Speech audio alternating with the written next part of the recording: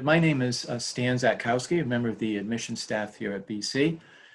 And this is one of a series of webinars that we are providing in lieu of the fact that interested parties, students, parents, counselors are unable to get to our campus for on-campus programming this fall. This is one of many webinars that we are conducting.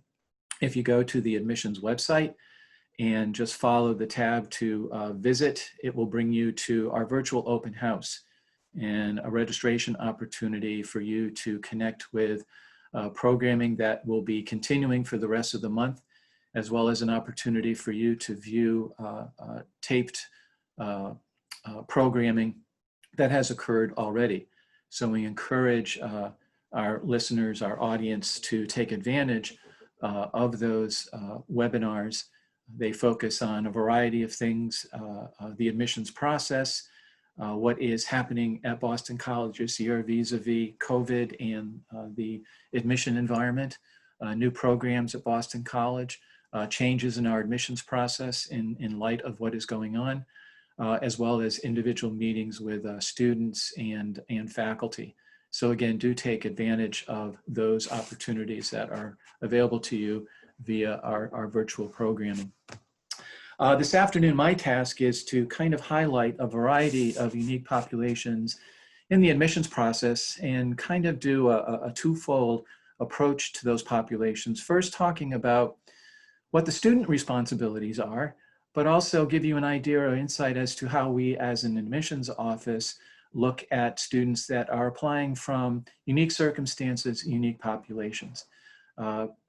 It is not an overwhelming number of students that come from these groups, but they tend to have a larger than number of questions because of the unique circumstances that they are applying from. So we felt it would be appropriate for us to spend some time through these webinar programs to speak to those particular questions, and hopefully we'll be able to do that this afternoon. We do ask you that if you do have some questions, use the question and answer facility on this Zoom webinar.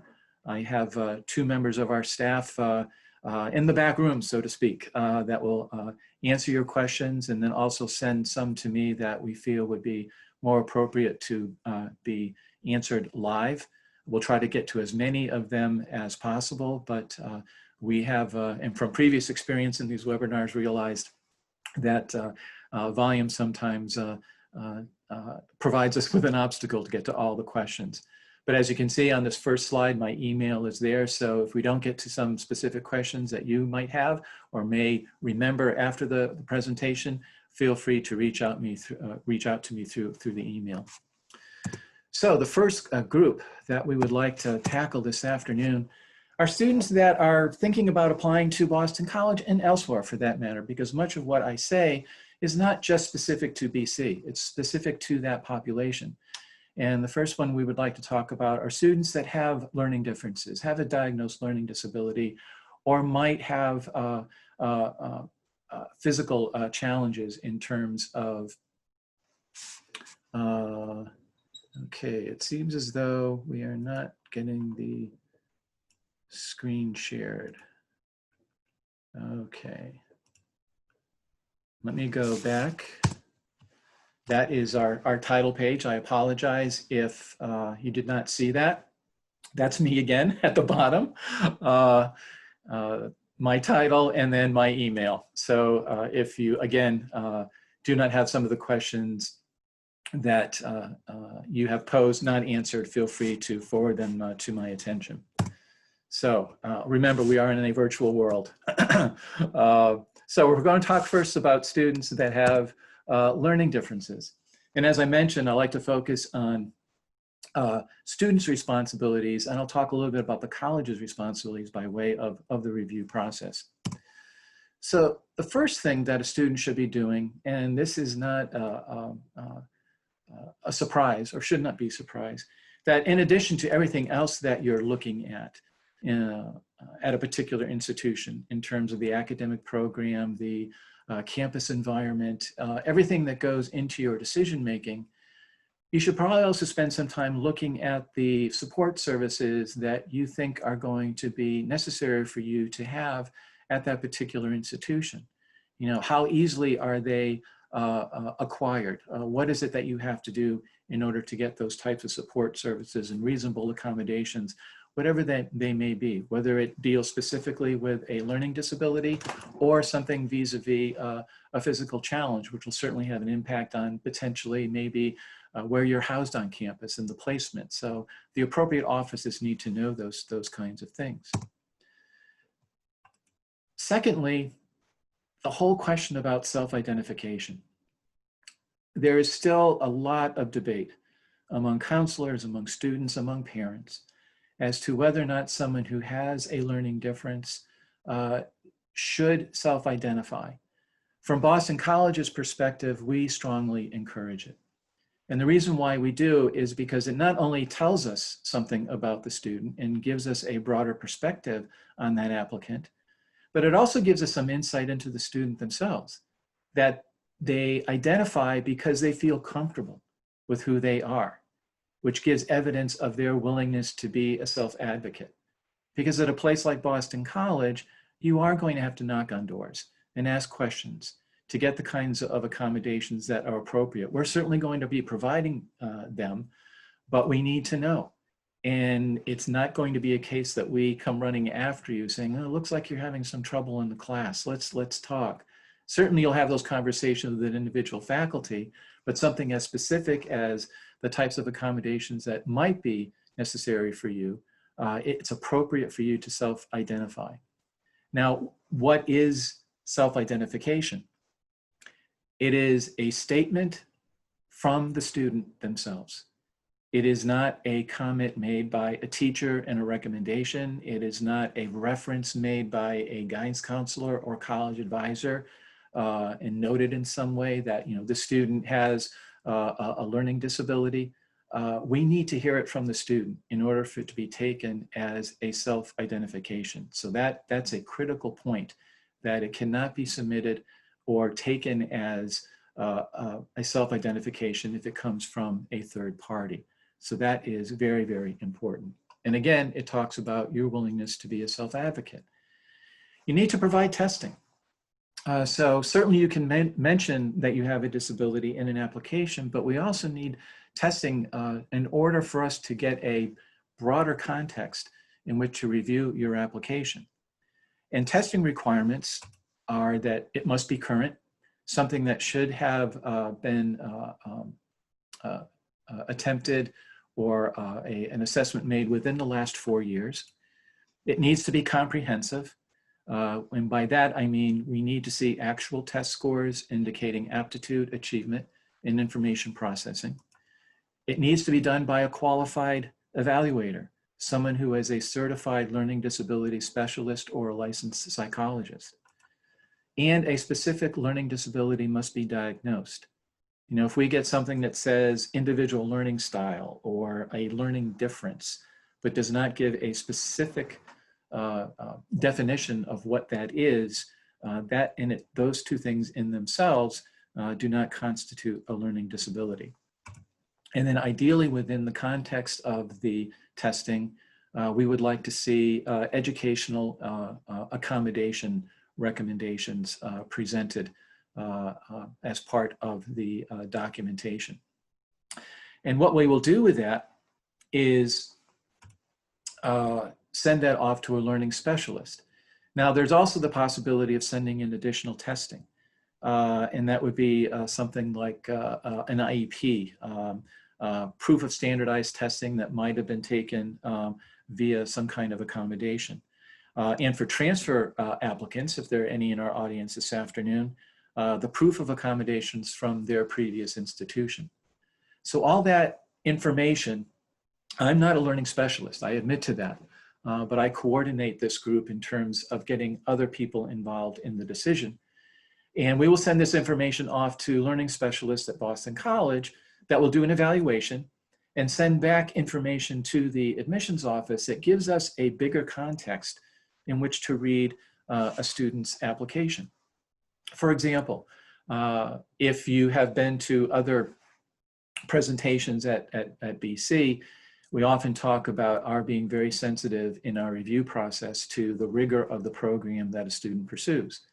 And by that, we talk about having 4 years of what we consider courses in the solid disciplines: English, math, natural science, social science, and foreign language.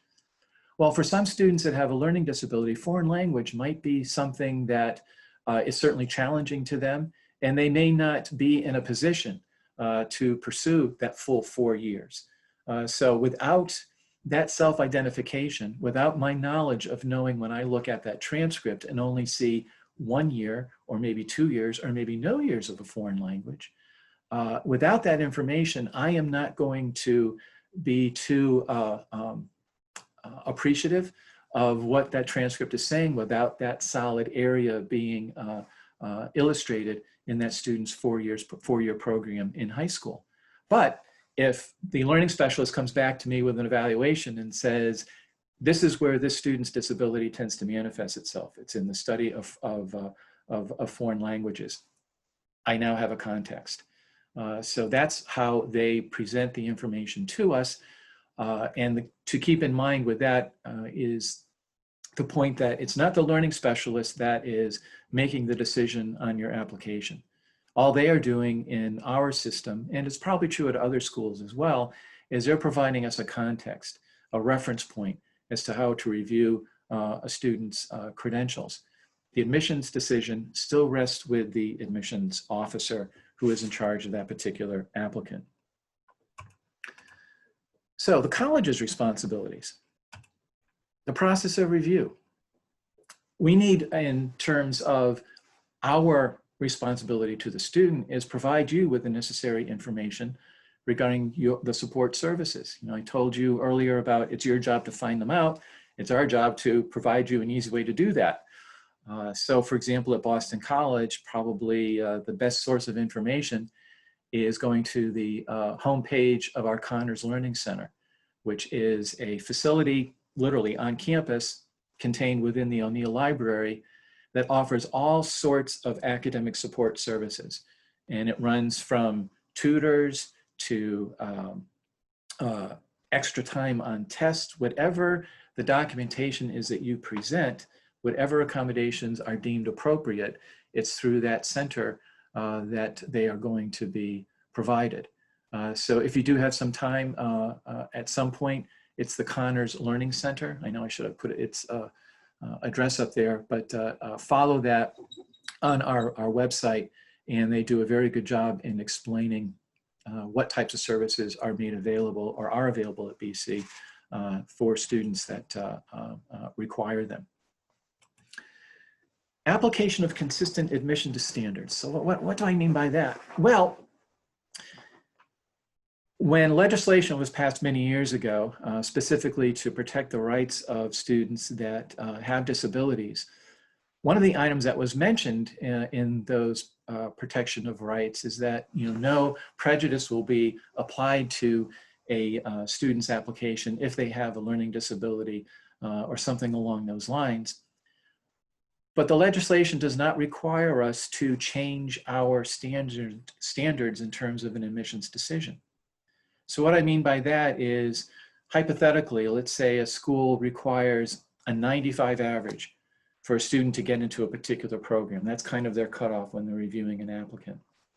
It doesn't mean that, okay, if a student has a diagnosed learning disability, that we will take an 85 average because of the disability. No, the expectation is that you're going to present academic credentials that are comparable to any other student that is deemed competitive for that particular program. So it's good for us, again, to have that context that, okay, you have a 95 average, but getting back to my foreign language example, it does not contain language experience, but I have this information that shows me that in the context of your circumstances, that's something that in our judgment is appropriate, and you still present a strong profile. So that's something to keep in mind, that it's similar to the question that we often get, is it better that I took the AP course and got a B versus the honors course and got an A? our response to that tends to be, well, we have a lot of students that have taken the AP course and have gotten an A. Similar situation here, that our expectations in terms of your academic performance is going to be similar across all students. So that's something to keep in mind. And then finally, certainly providing the necessary accommodations for a student.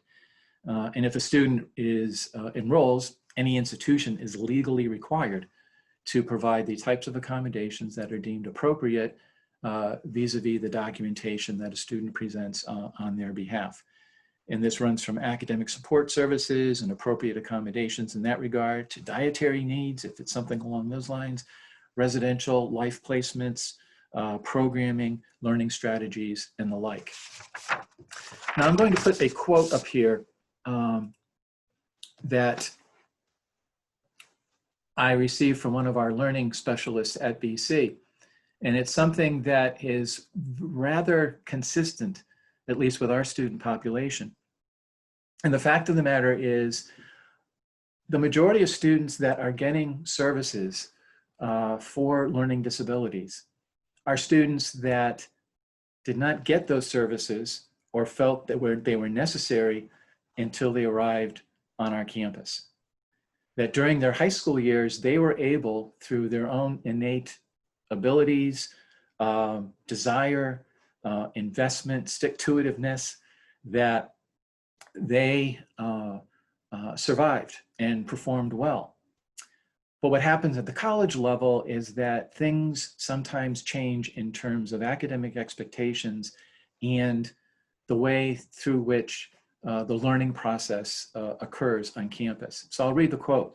Most students using the services available at BC did not realize the need or the possibility of having a learning difference until they arrived on campus. They may have developed their own learning strategies in high school, which were sufficient for them to be successful. But with the different approaches to learning at the college level, particularly with, and this is an emphasis from our learning center, our Connors Learning Center, substantial increase in the amount of reading and writing, those strategies were no longer effective. So a student worked as hard or even harder than they did in high school, and they weren't getting the same kinds of results. They would go to the Connors Learning Center and maybe ask for a tutor, and that wasn't working. So then they met with one of the learning specialists, and just through the conversation, they determined that, you know what, let's do just a quick, eval here and see what's going on.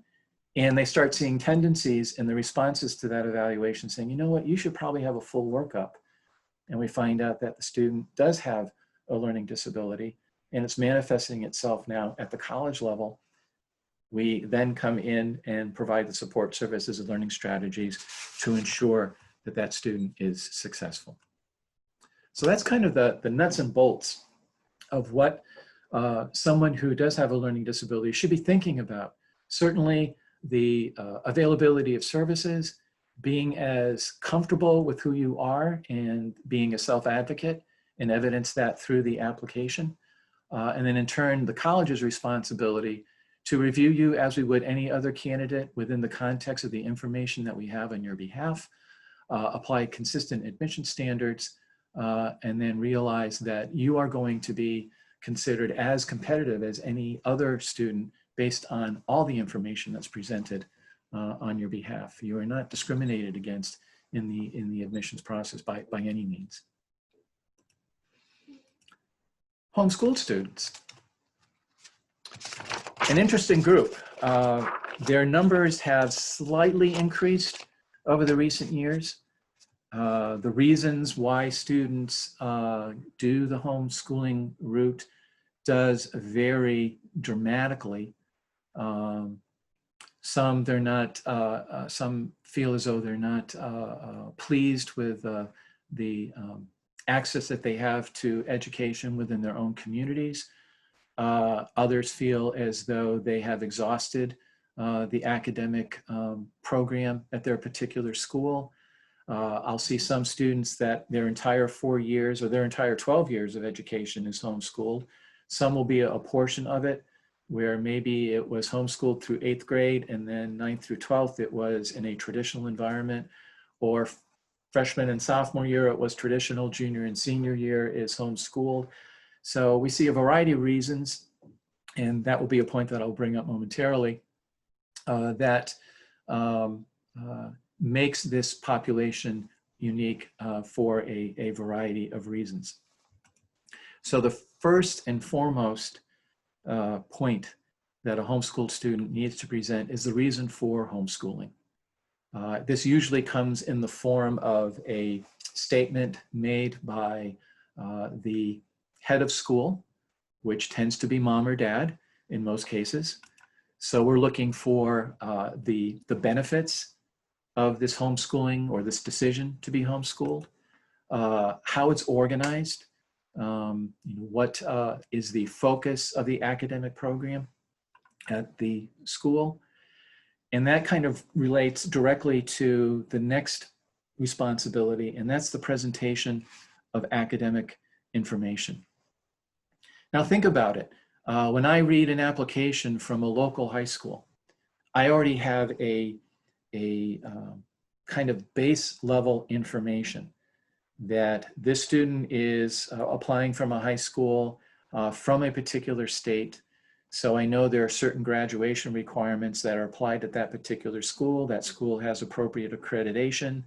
So I know that, Algebra 1, geometry, pre-calc, and calc, if those are the 4 years of math for that student, I have a pretty good idea that, okay, I know what's being taught in that calculus course in the senior year.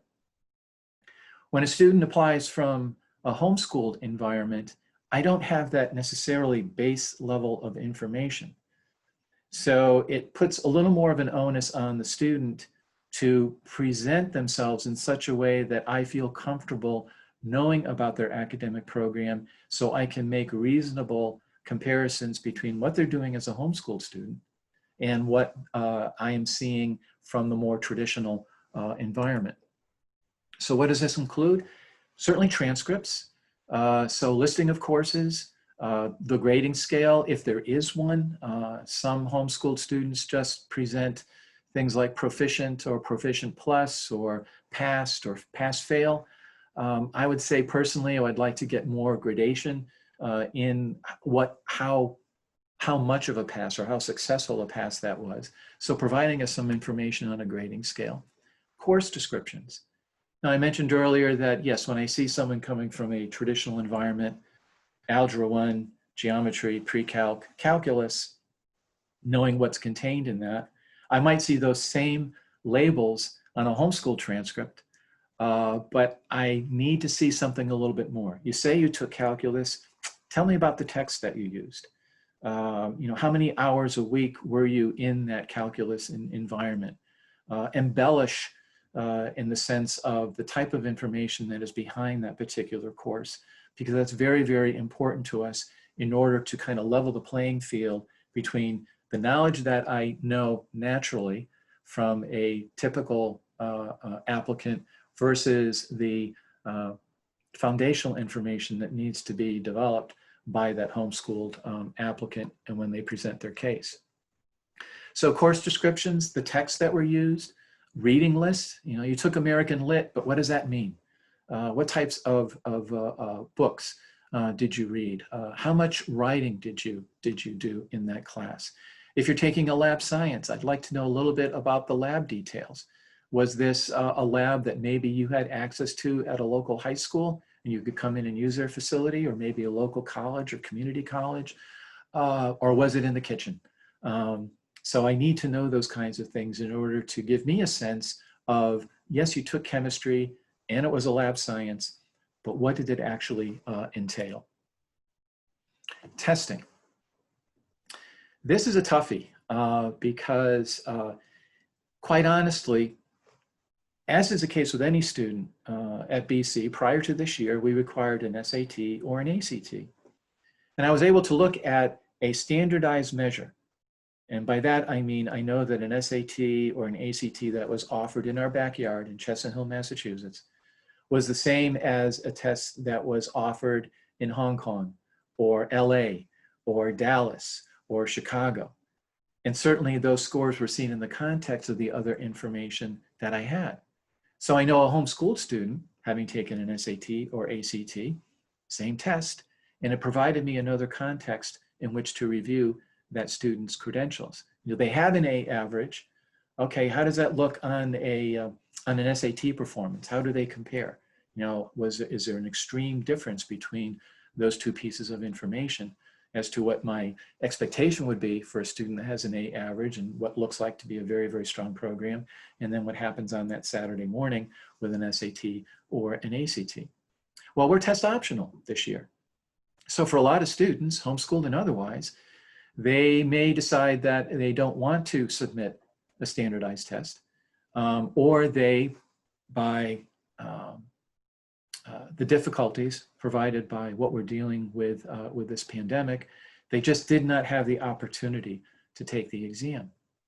So it is even more critical this year, because for any student for whom we do not have a test, we're certainly going to be spending more time in analyzing the curriculum that the student pursued.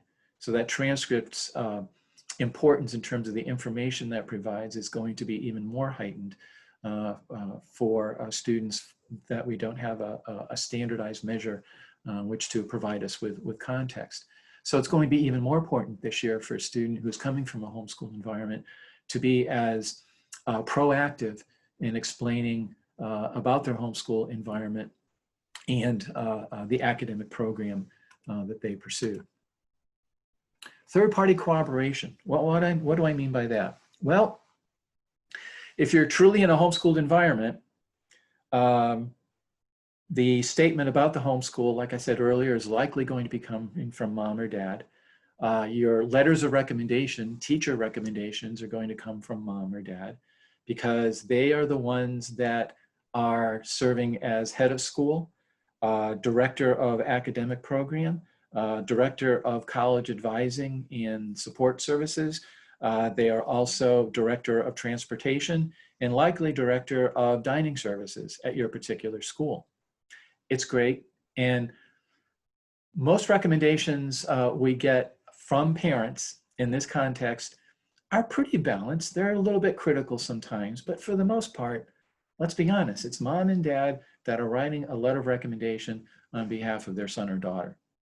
So what we would like to see is some evidence of third-party kind of corroboration. And what I mean by that is recommendations from non-family members. So it could be maybe someone who runs a co-curricular activity that you're involved with. It could be a job. It could be a leader from your local faith community that maybe you're involved with some kind of activity there that can write on your behalf. So to get a third party to provide some context as to the type of person you are and maybe the type of person you are academically, because you might be able to, some students in that senior year might be afforded the opportunity to take some courses at a local college, university, community college, and certainly an encouragement would be there for us to get a letter of recommendation from your college professor.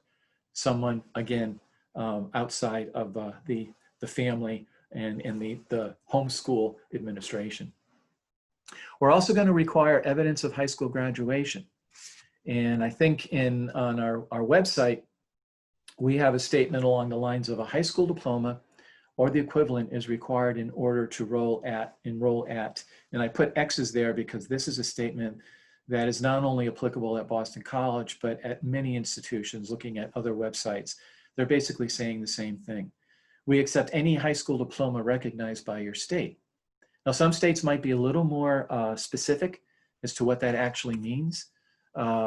It could be done through testing, GED, although that's being kind of phased out, and it's now, I believe it's called the HiSET test, where students can take an equivalency test that indicates that they pass what would be expected of a high school student in their community. Transcript from an accredited homeschool association. There are a number of them out there, and so there's some form of third-party corroboration of that homeschool association. So if something comes in on a transcript there, that's a reasonable document. Official letters, you might be able to get something from the local high school principal or maybe local school superintendent that can take a look at your transcript and realize that, yes, this student has fulfilled the basic requirements for high school graduation. So that's another possibility. And like I said earlier, it might be dependent on state requirements. There's also, if you go to the Department of Education website, they also have a line in their requirements, which is a transcript or the equivalent signed by the parent or guardian of a homeschooled student, listing the courses. So we have a transcript, the student completed, and documents the successful completion of those courses. So it would be something as simple as that, but it's something that has to be recognized by your local community. And the reason why is because it's not just our wanting to have documentation and an official acknowledgement of your having graduated from high school, but we have a federal requirement in that in order for us to disperse federally funded financial aid, the federal government requires similar documentation. So again, it's not just us, it's another entity that is requiring that type of information on your behalf that we will request prior to your enrollment at Boston College, is some form of a formal acknowledgement that the student has in fact met the requirements of graduation from high school.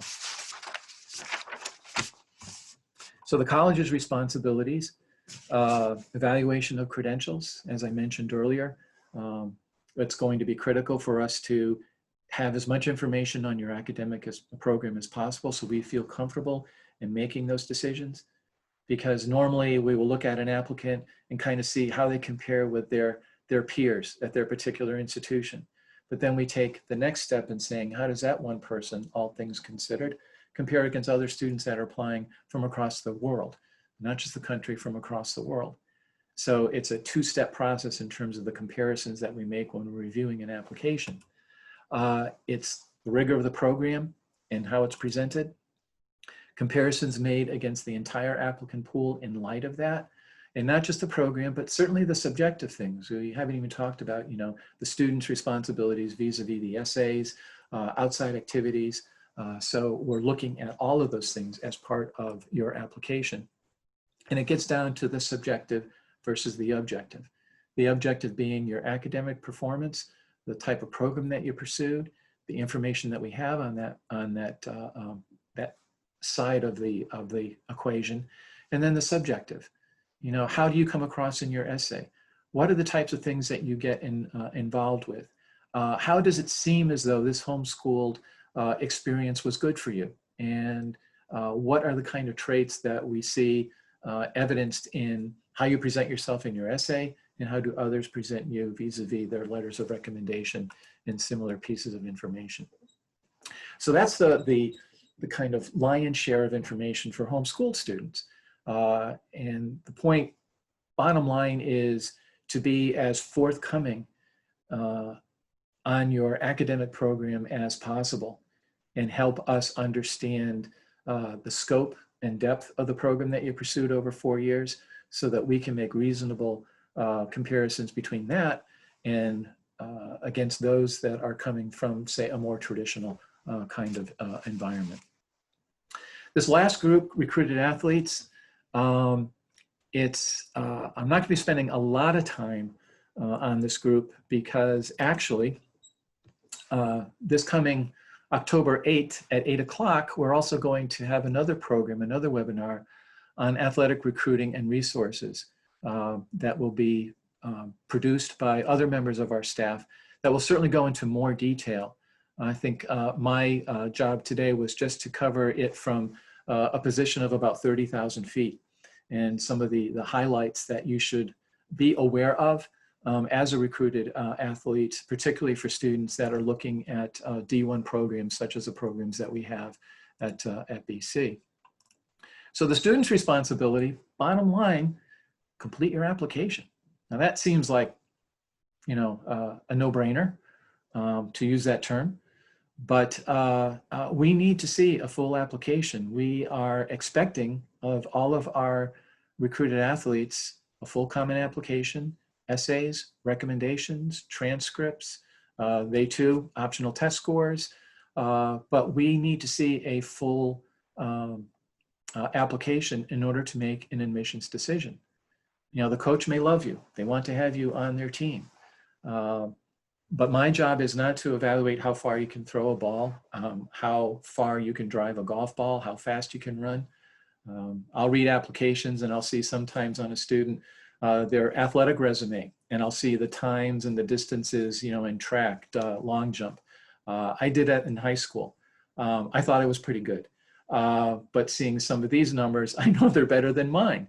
That's why I did not get recruited.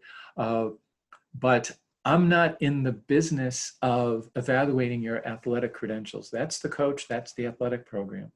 I'm in the business of seeing how you compare with other students that are applying to Boston College and how competitive you are in the context of those types of measures.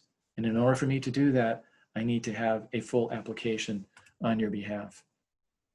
Questions on the athletic program should be directed to the athletic office and the specific coach. What they will do is if they are interested in someone and would like to recruit them, they will let us know so we can, you know, flag the application appropriately. We'll do our evaluation of that candidate like we would any other student and let them know how we see the candidate and have a discussion between the two parties in terms of that student's candidacy. But bottom line, as is the case with any other student, the admissions decision rests with the admissions office. There may be a coach who is very, very interested in a candidate, but if we feel that they are not competitive for admission and are not competitive in terms of handling the academic rigor expected of any student at Boston College, then the decision will be not to admit that student, and therefore the recruitment process is finished. So the most important thing is to keep those things kind of separate, that you have to focus on the admissions process like any other student, and due diligence in terms of being in contact with the athletic department and learning more from them about the scope of the program, the level of interest that a coach may have, et cetera, et cetera. So our responsibility, as like I said, is to evaluate the credentials. The decision is made in consultation with the coach, you know, much in the same way that we send documentation over to the learning specialists. They're providing us a context in which to make a decision. The coach is kind of doing the same thing in terms of their level of interest, how strong this person's presence would be for the athletic program, et cetera. And then we make what we consider to be an appropriate decision. So those are the three main groups that I would like to kind of focus on this afternoon. There's my information again in my email, but I was wondering if there are any questions that are coming from our audience. I'll stop the share here maybe. Let's do this. Okay. Okay. It looks as though my fellow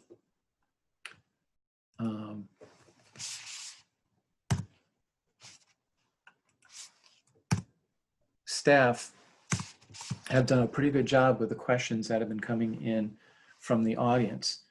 So that allows me to go into a miscellaneous section if we are so inclined. And again, question and answers, they can be put in the Q&A box as part of this Zoom webinar. So feel free to float them out there if you are so inclined.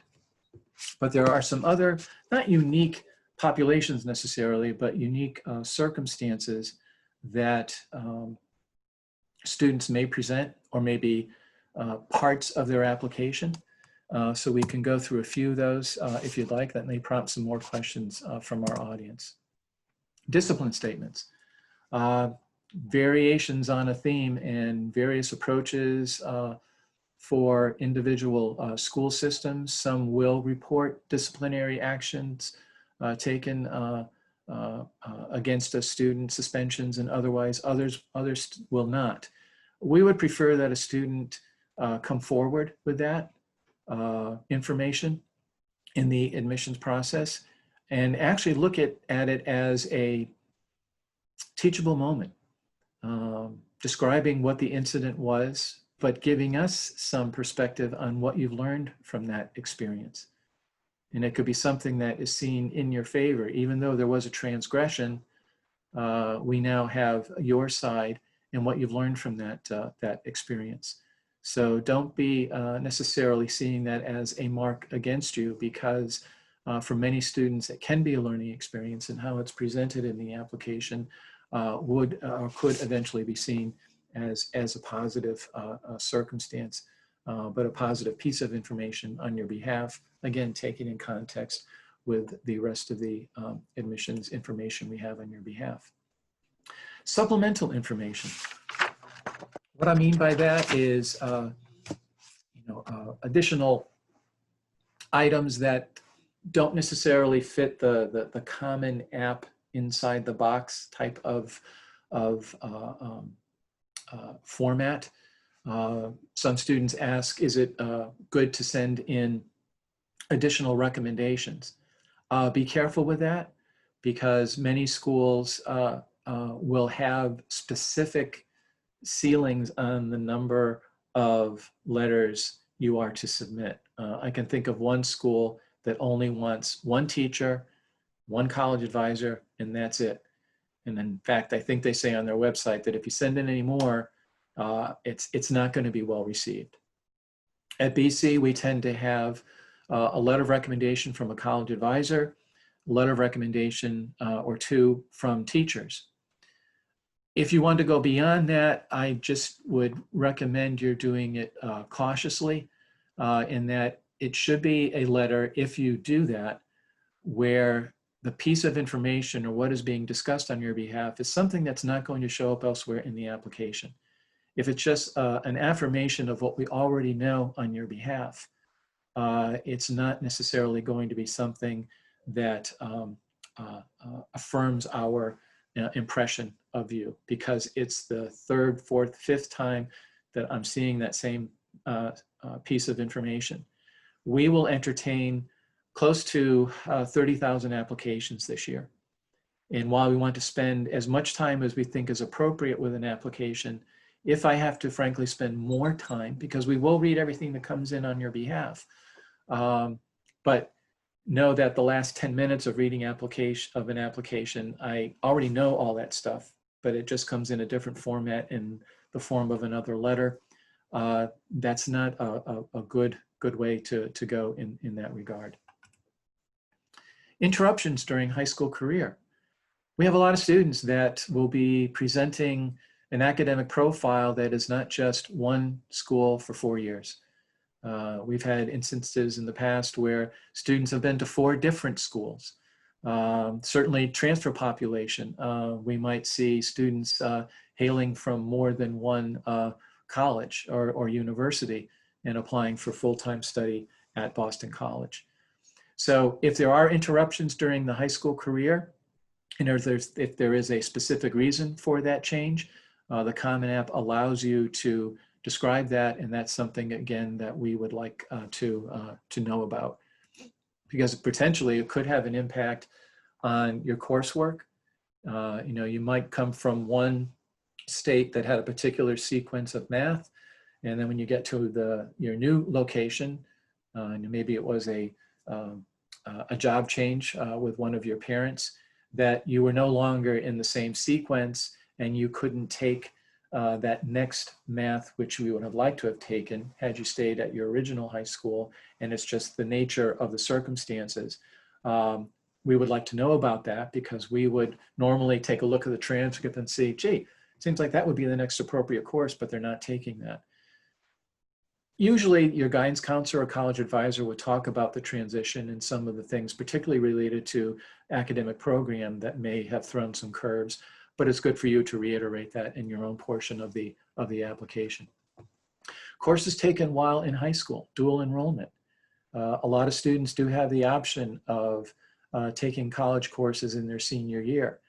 For some students, and at that particular college, they can potentially move in to that school as an entering sophomore, because all the credits are recognized. At BC, in most cases, college courses taken in high school will only be used as potential waivers for what we call core curriculum courses. We have a core curriculum that is required of all students, and some of those courses could be waived based on your performance in college courses. And it depends on the college course and where it is taught. I won't go into great detail about our policy, but college courses that are taken in high school and are taught by a high school teacher, you must have an exam, an AP exam in that subject area and get a qualifying score in order to receive the waiver. If it is a college course that is taken at the college campus, is taught by a college professor, getting the transcript and the grades and the credits received will be sufficient for potentially considering you for waiver of core courses. But if it's a course in your high school taught by a high school teacher, even though they have approval or certification from that college, we do need a appropriate AP course. Okay, we do have some questions here before we go on to some of these other miscellaneous items. Is there a spot to self-identify on the application, or should we explain it in our essay? We cannot legally ask the question, do you have a learning disability? That was something that came out of the legislation years ago. In fact, only a school that has been proven to be prejudicial in their decisions towards that population can ask the question, because they need to show proof now that they are no longer that way. So you're not going to see that question. So the best way to do that is in the Common App, either in the additional information section. It doesn't have to be anything dramatic, saying that I was diagnosed with a learning disability at the end of my freshman year, sophomore year, whatever it may be. Or some students, by the nature of the circumstances, and they want to talk about it a little bit more, use that as a subject in their college essay. We will take that certainly as a self-identification, because you're talking about it to a great extent, and that will be certainly sufficient. So the self-identification option, either essay if you're so inclined, or just a simple statement that accompanies the common application saying that you do have a learning disability. Early graduation from high school. This sometimes also comes up with the homeschool population, because a student fulfills what that homeschooled group feels is appropriate for high school graduation at a much earlier age. In early graduation from high school, most students tend to do that when they have exhausted the academic options at their particular school, and there's not much left for them to take. That being said, from an admissions perspective, it's still 3 years at the high school level versus 4 years. So I would strongly encourage a student who does have the 3-year option to try their best to see if in that senior year they might be able to avail themselves of academic opportunities in their local community, specifically maybe taking courses at the college level that will be in some way recognized by the local high school if necessary. You know, if you're one course away from fulfilling high school requirements and it's a course in English, taking that at the local community college or other institution would be a good thing to do. Maybe this is more a subjective circumstance or view on my part and many of my colleagues, is don't feel as though you have to rush it, because graduating early does not necessarily, you know, for lack of a better description, give you an extra 5 points in the process, because we're still going to be looking at your curriculum and hoping that you've had, at least in our eyes, 4 years of math, natural science, social science. And many school communities and requirements do not require the same expectations to fulfill minimum graduation requirements. Yes, you're graduating from high school, but when we look at your curriculum in total over 3 years versus someone who is graduating in 4 years, oftentimes there are deficits that are hard to overcome. So really think about that particular option. We have one more question. How do you include an assessment in the application? And I'm suspecting that assessment means documentation. The documentation should be sent, excuse me, directly to the admission office. If you are so inclined or compelled, you can send it in as an email attachment and to my attention directly, because I coordinate that portion of our review process. So that would be an option available to you. And again, I'll just advance this a little bit. There's my email down at the bottom of the screen, zatkow@bc.edu. That would be the easiest and most direct, but certainly using the old way of the world, and that is snail mail, and sending a copy of the documentation to the admissions office. We will attach it to the application so that we can then forward it to our learning specialists when the time is appropriate. Okay, I think we're coming up to the end of our session. I appreciate the questions that have been sent in. I know I was rather long-winded today, but there was a lot to cover. Know that if you need to go over some items, this program, as well as other programs, will be have been recorded, and probably 2 or 3 days from now, it'll show up in our library on our website. So again, I appreciate your time and your attention this afternoon. Wish you the best of luck in the admissions process, and by all means, and with all sincerity, stay safe during these rather difficult times. Enjoy the rest of your afternoon. And again, thank you for joining us with this webinar. Good afternoon.